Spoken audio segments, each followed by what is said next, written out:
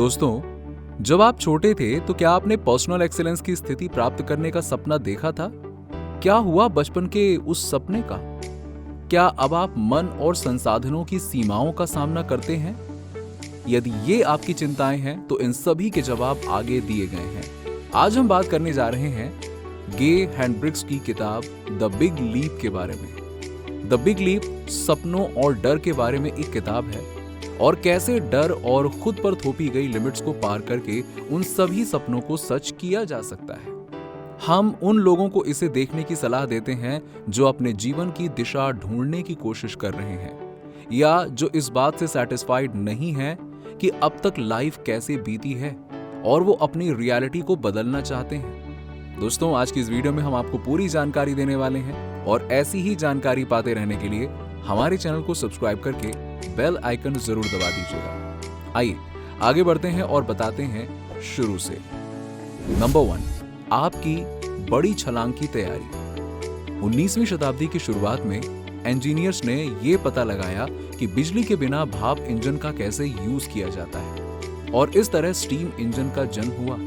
पहले केवल माल को ले जाने के लिए स्टीम इंजन का यूज किया जाता था, लेकिन बाद में उसका यूज ट्रांसपोर्ट के लिए भी किया जाने लगा।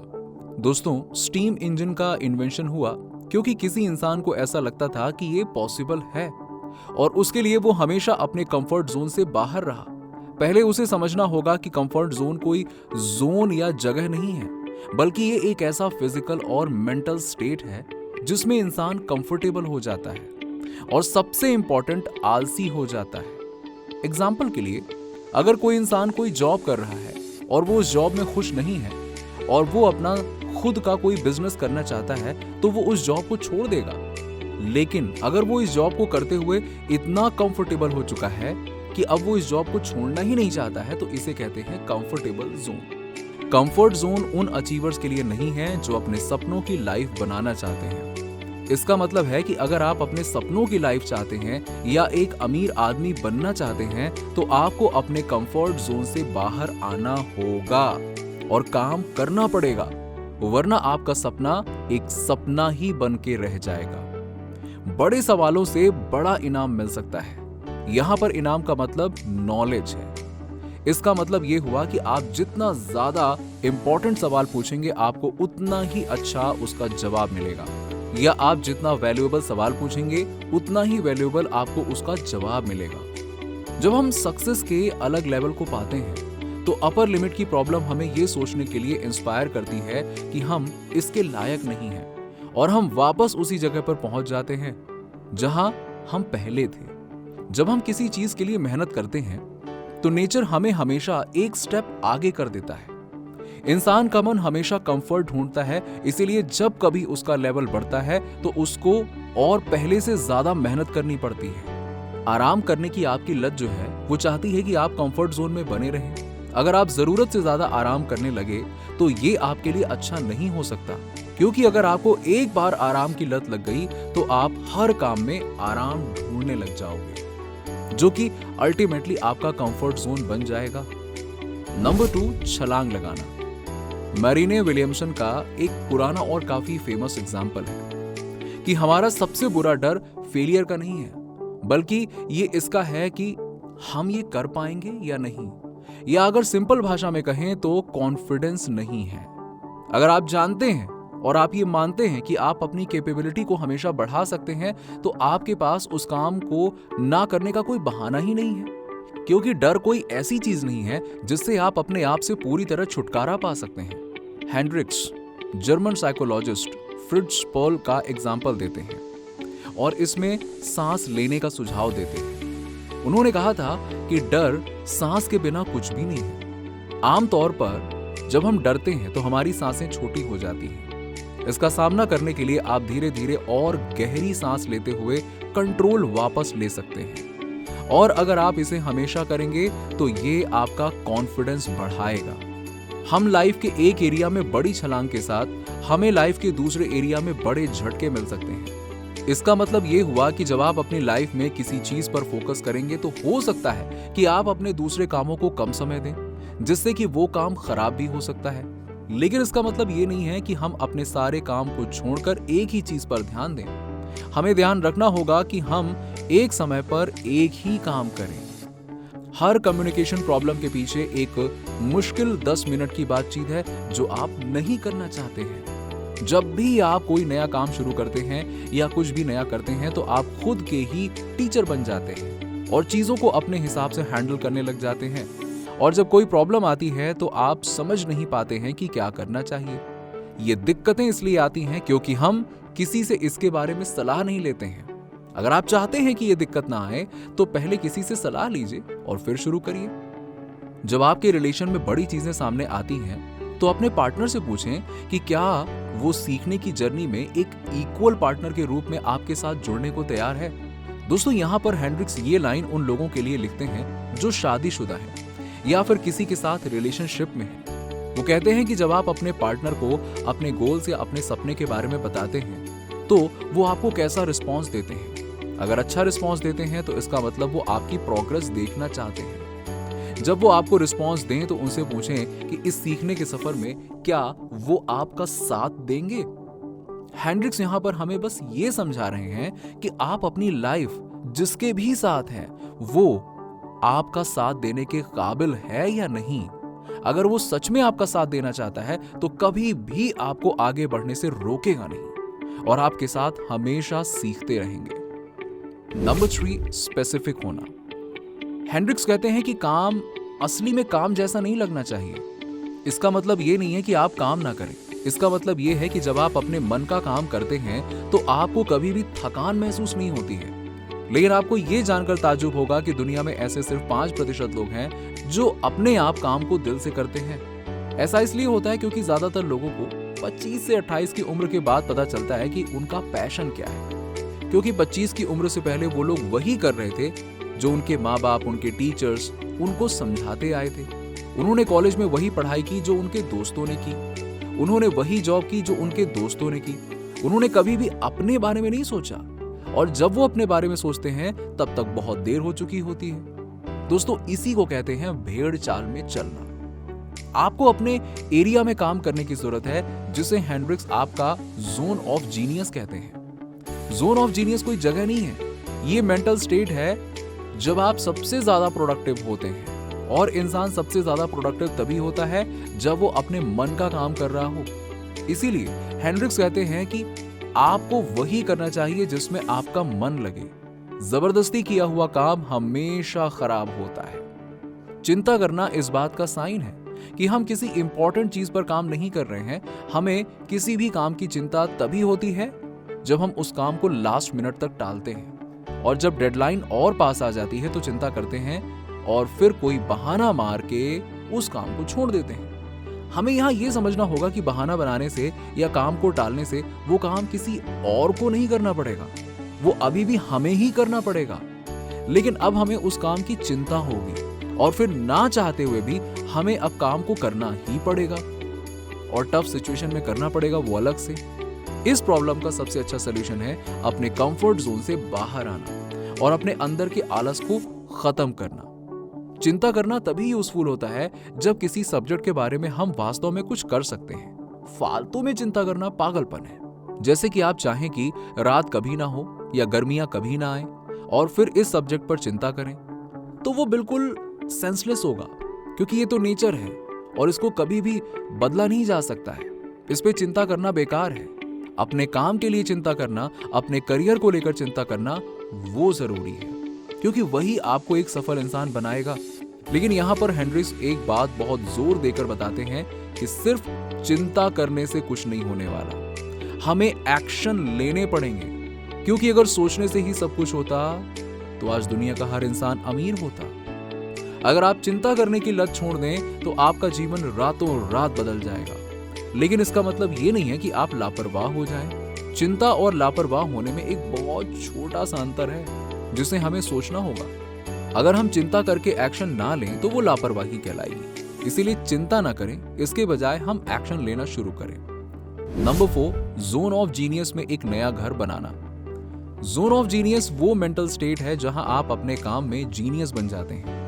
जोन ऑफ जीनियस अचीव करने के लिए हेंड्रिक्स कुछ स्टेप्स बताते हैं। आइए उन्हें समझते हैं। Zone of incompetence. आपको काम के दौरान मेहनत करनी होगी क्योंकि बहुत से लोग इसे आपसे बेहतर कर सकते हैं। जोन ऑफ इनकॉम्पिटेंस में हमें समझ आता है कि हमें अपने काम से चिपकना होगा, मतलब उसे बहुत ही अच्छी तरीके से करना होगा, क्योंकि अगर हम अपने काम में जीनियस बनना चाहते हैं तो हमें यही करना होगा, वरना और भी लोग हैं जो हमसे अच्छे तरीके से कर सकते हैं। जोन ऑफ कॉम्पिटेंस, आप ठीक हैं, लेकिन बहुत से लोग और बेहतर तरीके से चीजों को हैंडल करते हैं। जोन ऑफ कॉम्पिटेंस में हमें समझ आता है कि अब आप काम में मेहनत करना सीख गए हैं, लेकिन अभी उस काम को और भी बेहतर किया जा सकता है। आपको सेटिस्फाइड नहीं होना है, क्योंकि जो इंसान एक बार सेटिस्फाइड हो गया उसकी ग्रोथ रुक जाती है और अब वो एवरेज लोगों में गिना जाने लग जाएगा। जोन ऑफ जीनियस, आप सचमुच में दुनिया में बेस्ट हैं। अगर आप इन स्टेप्स को फॉलो करते हैं तो आप टॉप के 1 to 2% लोगों में आ जाएंगे जो अपने काम में जीनियस बनते जा रहे हैं। लेकिन अगर आप लगातार चीजें सीखते रहे और उन्हें अपनी लाइफ में इंप्लीमेंट करते रहे तो जोन ऑफ जीनियस में बने रहेंगे, वरना आपकी जगह कोई और आ जाएगा। नंबर 5, जोन ऑफ जीनियस में जीना। जोन ऑफ जीनियस में कैसे भी बने रहना है, क्योंकि ये वो टाइम होगा जब जरूरी सारे लोग आपको गिराना चाहेंगे और आपको नेगेटिव थॉट्स देंगे, लेकिन आपको अपने जोन में बने रहना है। बॉक्स से बाहर निकल करके सोचें और उन पर एक्शन लें। हेंड्रिक्स बताते हैं कि जब वो एक कंपनी में जॉब करते थे तो उनका एक दोस्त था जो जिंदगी में बहुत कुछ करना चाहता था और बहुत अच्छे विचार रखता था, लेकिन उनको वही मिलता था जो औरों को मिल रहा था, क्योंकि वो अपने थॉट्स पर कभी भी एक्शन नहीं लेते थे और सिर्फ बातें करते थे। इस कहानी से हेंड्रिक्स हमें ये बताना चाहते हैं कि अच्छे प्लान्स और थॉट्स तो हर कोई बना लेता है, लेकिन अगर हम उन पर एक्शन नहीं लेते हैं तो कुछ भी नहीं होगा। इसीलिए अपने प्लान्स पर एक्शन भी लेना होगा। मेडिटेशन की आर्ट सीखें और अपने अच्छे विचारों को कभी भी ना जाने दें।